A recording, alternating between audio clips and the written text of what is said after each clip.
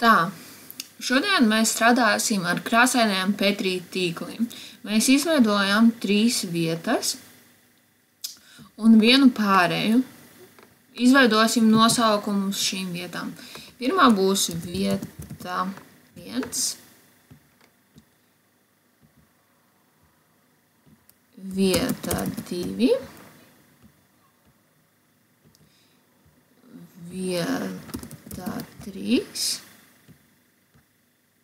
un pārējie mums arī jāizveido nosaukums.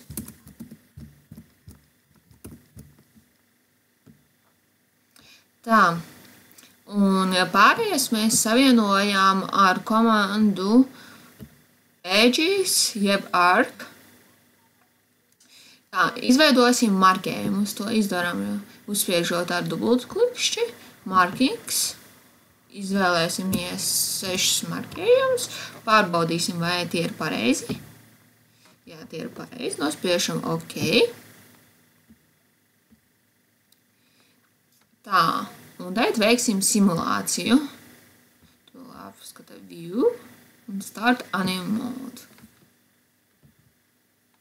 Šajā animācijā mēs redzam, ka marķējumi pāriet uz citām vietām, un katrā no šīm vietām būs pa 6 marķējumiem. Paldies par uzmanību!